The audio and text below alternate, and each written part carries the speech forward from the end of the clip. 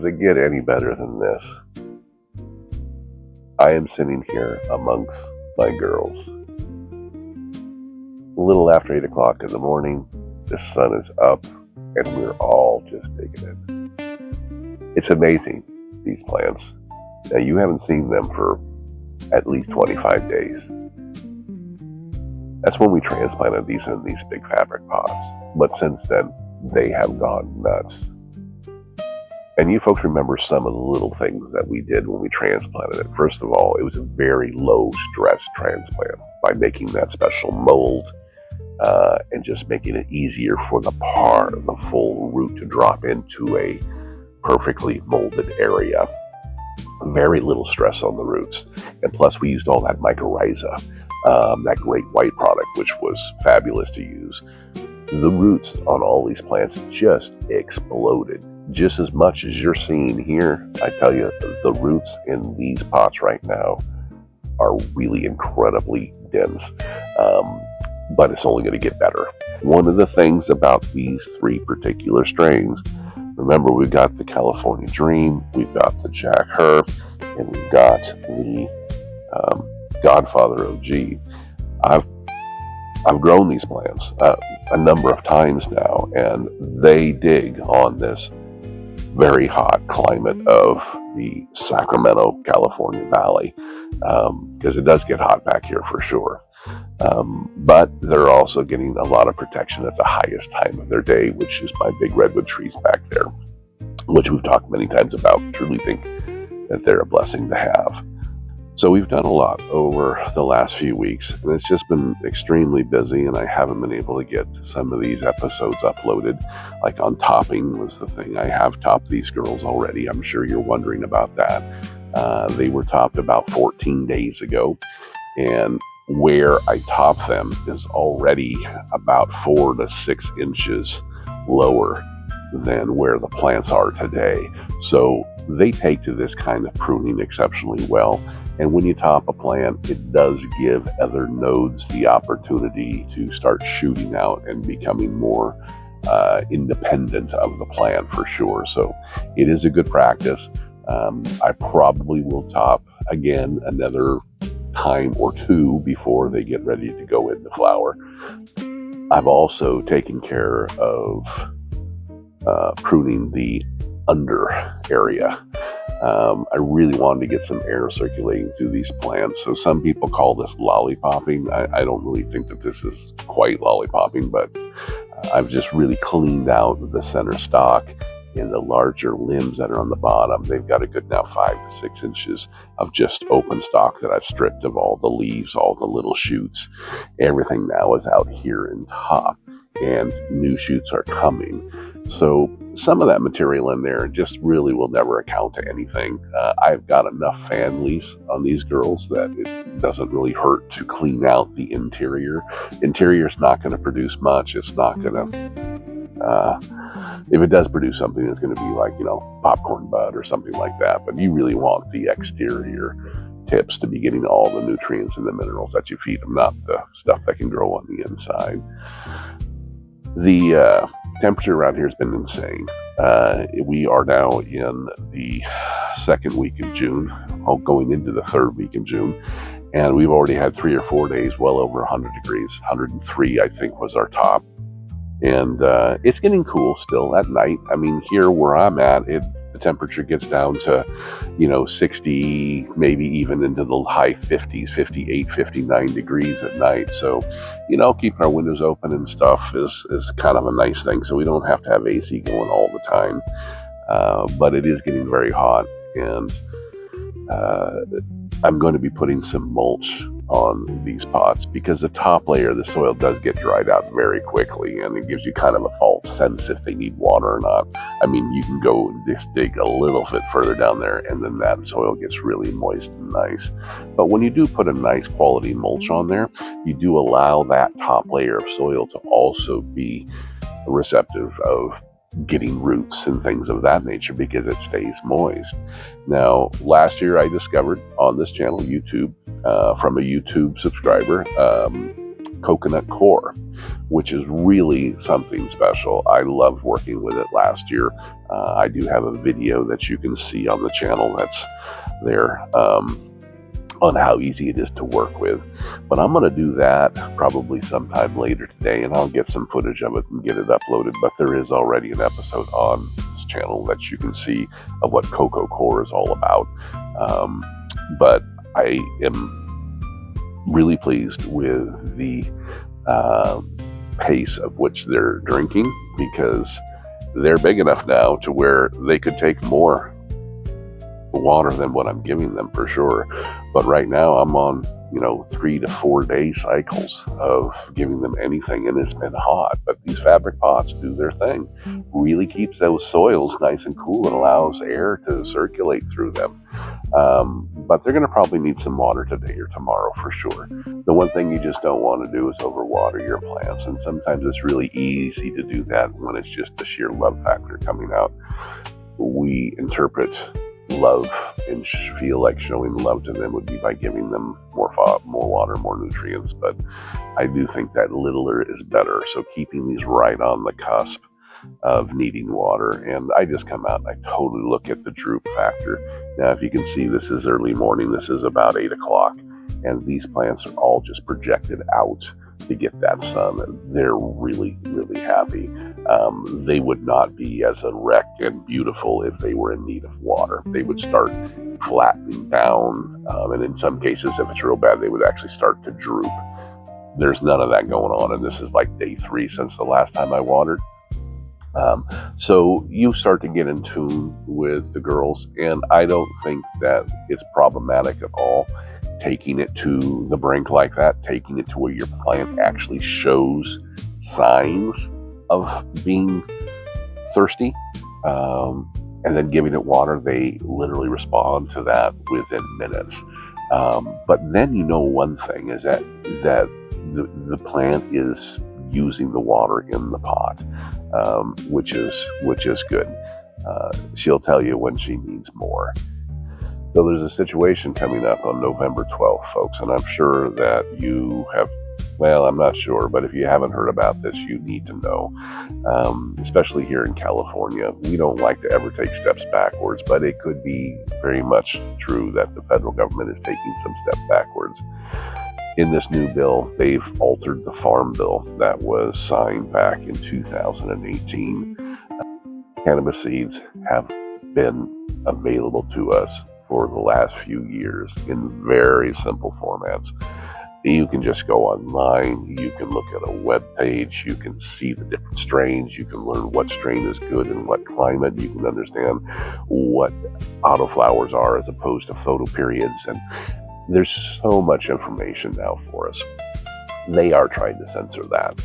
And one of the ways that they're going to be doing that is by not allowing seed commerce to happen. The United States now is going to crack down on having seeds sent to people.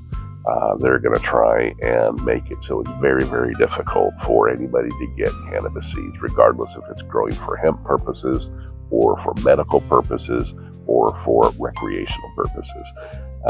They're going to try and make it very, very difficult for sure. So I've seen a huge intake in people obtaining seeds and actually making sure that they have them in case there's a time that comes where they can't get them anymore, because that is truly reality, folks. Cannabis seeds store very, very well. I'm stocking up on certain genetics that I'm happy with, that I like to grow, and frankly, I'm stocking on some genetics that I know are very popular that I don't grow, but may be valuable to somebody in the future if they can't get them easily enough. So cannabis seeds store nicely in a nice cool area, keep them away from any kind of light. I keep mine in a dark black mason jar in a refrigerator that I have out in my garage that doesn't get much use. So there's not a full lot of fluctuation in temperature in there. They don't have to stay very, very cold, but just keep them nice and chilled. And they will last for years for sure. So if we do go through a little bit of a hiatus where the market as we know it today changes, not for the better, but for the worst, you can always go and pull out of your private stash. So consider stocking up on seeds. So I want to take this time and truly thank all of you for your subscriptions and your comments. The last 2 episodes, I have been just this side of begging you folks to subscribe to the channel. With the YouTube analytics, I can see all the people who are coming into the channel that keep coming back that don't subscribe. You folks are the ones that I'm after. If you're going to come to the channel anyway, just subscribe. It doesn't cost you anything, but it will mean a huge amount to me. I am really on this quest. I need to find a way to get 10,000 subscribers before harvest time. These girls are going to harvest around late September, early October. And that's just right around the corner. But I tell you what, you guys have been coming to my request. I've picked up an additional 500 subscribers in the last 14 days. And I truly appreciate everybody who's taken part in that. But I do need more. And I don't need to sound greedy. But if all you subscribers out there who don't think you can help me because you've already subscribed, you can. If my subscribers all just found 2 people to introduce this channel to, and they subscribed, I would get to my goal. Now, everybody keeps asking me, what's the big deal with 10,000 subscribers? Well, that is a magic number in the YouTube realm. People who are interested in sponsoring channels or doing anything for channel, regardless of how good the content is, there is that threshold. You don't even get their attention until you get to 10,000 subscribers. I have been blessed because I think I've knocked on the door with the right people. I have attention, but they need to have more subscribers in order to take it to the next level. So I'm going to call on you growers out there. If you can, I need you to leave some notes in the comments. We do have a subscriber here on the channel, Top of the South Pacific, who has reached out to us, and he's in need of finding a strain of cannabis that he can grow where he's at. He's been getting very, very frustrated. It sounds like they get about 2 weeks into flower and then the plant just dies. He is in a very warm climate. He's in an exceptionally humid climate, and the occasional storm rain comes. So I'm not exactly sure where you are, Top of the South Pacific. You should probably put that in the comments. Give us a name and a reference point where you're at. But the description of your name tells me that you're way down there somewhere towards the South Pole. So let us know exactly where you are. But we need to find a genetic that works. I tell you, there has got to be something, folks. So let's put our head together. Let's figure out a land race or some kind of product that we think is going to grow well for Top of the South Pacific, because he should be able to do this. He's got the desire. He's got the will. You should never be frustrated growing weed. This weed is fantastic. It's wonderful. It's rewarding to grow. But most importantly, it should never, ever frustrate you. So if he's got the right strain, he's going to be able to join us in the bliss of growing your own cannabis. Now I have the problem that I have to put the camera way back there in order just to get 3 of my girls in the shot.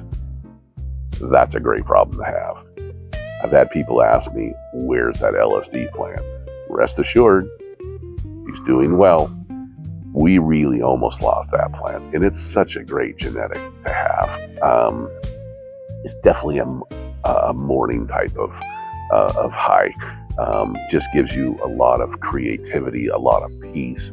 Not really relaxation in the sense where it's like wants to make you take a nap.